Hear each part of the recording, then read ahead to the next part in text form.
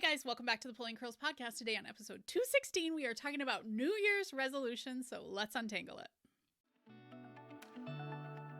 Hi, I'm Hilary, a serial overcomplicator. I'm also a nurse, mom to 3, and the curly head behind Pulling Curls and the Pregnancy Nurse. This podcast aims to help us stop overcomplicating things and remember how much easier it is to keep things simple. Let's smooth out those snarls with Pregnancy and Parenting Untangled, the Pulling Curls podcast.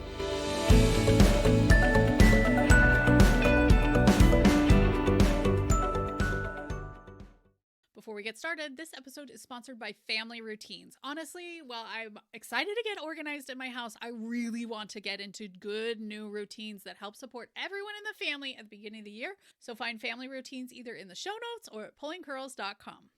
Okay, I usually have giant resolutions. Like, I'm super excited for all the whatever that I'm going to do in the upcoming year. But I have to say that in 2023, I really struggled. My business was struggling.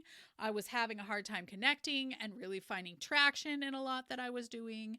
And I got to a point, I think I was crying in the car, and I just thought, do I just have to not care? Like, should I just not care? Because I'd watched some like manifesting videos about how you have to let go of the outcome in order to really succeed. And I was like, well, how do I exactly do that when my family needs to eat from my business to like pay our mortgage and buy our groceries and things like that? So am I just supposed to not care? And honestly, the answer was yes. Mid-year, I just made the point that I was like, I'm going to stop caring so much about the outcome. Like, hopefully courses sell. Hopefully people love me. Hopefully I make some videos that help them out, but I can't keep like trying to work a 60-hour work week, hoping that these things are going to happen, because I'm going to drive myself insane if they don't.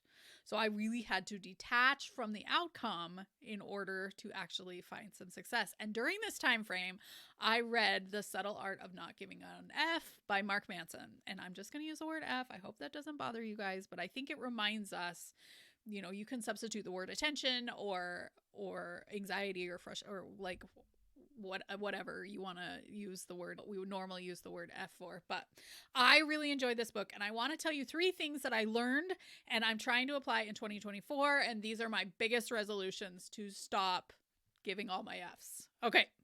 For me, it was so important to realize what I had control over and put my F's attention in those areas and let the rest of it fall to whoever was in charge of it, right?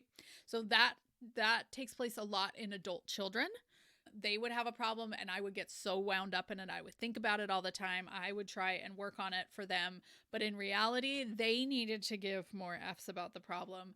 And it was their problem, not mine, right? And I see this a lot in people with adult kids. They'll put a lot of effort into a problem that the kid maybe even hasn't talked to them about or even doesn't even know that it's a problem. But the parent is like super invested that this is a problem. So I would just encourage you to think about whose problem it is.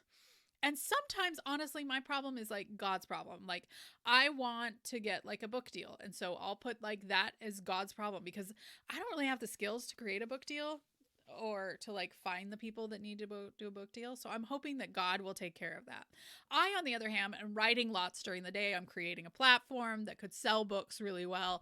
And so, you know, that's kind of my part. Those are the F's that I can give. Whereas I'm hoping that God will just kind of open up the things for me so that I can succeed in that, if that's what the plan is for me, because that's not always the plan. But the key on this one is figuring out who is supposed to give the F's about it, and then setting the boundaries that like, okay, I'm giving this away to God or the universe, however you want to describe it. Or this is the effort that I'm going to put in, and then I'm going to give it to God or the universe. Or it's not even my problem anymore. I should stop giving so many F's about it. So setting boundaries about how you're going to give your attention is one of my huge goals for 2024.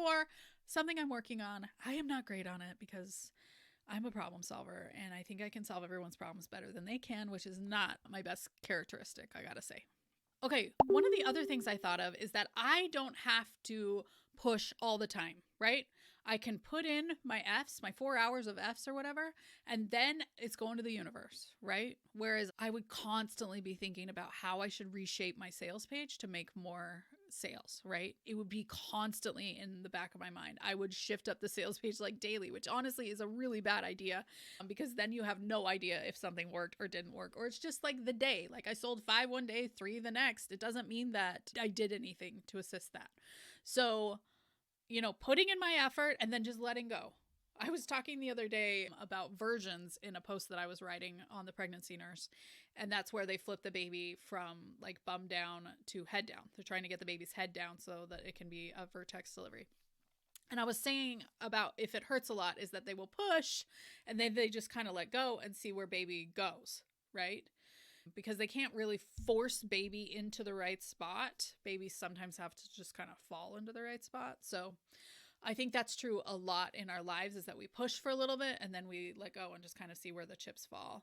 Not very good at that. I'm working on it. It's one of my resolutions. But I'm not going to like give all the F's to letting go. I'm just like, sometimes I feel like I would put so much attention into letting go. I wasn't letting go. So this is obviously something that I have to work on. Tell me if you're with me over on Instagram.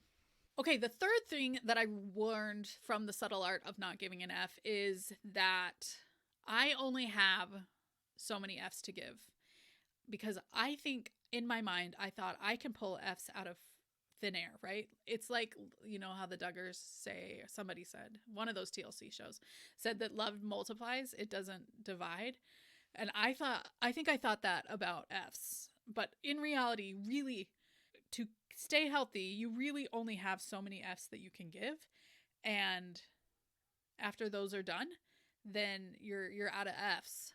And so I always like to keep a few F's, just like in the margins, in case I need to give them out for something that happens.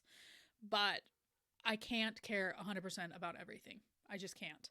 And giving myself that allowance and just knowing that is an eternal truth for all of us, that we only have so much that we can give. And so we have to ration it out to what really matters for us. That probably is my ultimate goal for 2024, is to ration them out, not expect that I can give extra F's when I really don't have them. So a lot of it is just learning to let go. It's not something that I'm good at, something that I'm working at. Some of that is faith, that I've put in my effort, the effort that I have, versus just like worrying, which I think in my head, I think that that's effort, but it is not effort. So doing that and then just learning to let go. I don't know if any of you guys are on the same page with me, but that's something that I'm really working on in 2024, and I'm encouraging you guys to work on it too. If you guys have any advice for me, I'd love to see you over on Instagram where we can chitty chat about it, or email me. You can do whatever you want, but learning to let go is something that I'm really working on in 2024, and I hope this episode gave you guys some ideas on how to work on it in your life too. Stay tuned. We have some great episodes coming up. Next week, we are talking about prenatal classes and what the studies show that they can do for you in your birth. It is crazy town what a prenatal class can do for you when you look at the studies. And the week after that, we have a sleep doctor coming on. He's like a neuroscientist about sleep. And he not only gave me some tips about babies and kids and getting them to sleep, but also moms, because sleeping is not something that I'm great at. And he gave me some tips that have actually helped. So I can't wait to see you in there. Thanks for joining us on the Pulling Curls podcast today. If you liked today's episode, please consider reviewing, sharing, subscribing. It really helps our podcast grow. Thank you.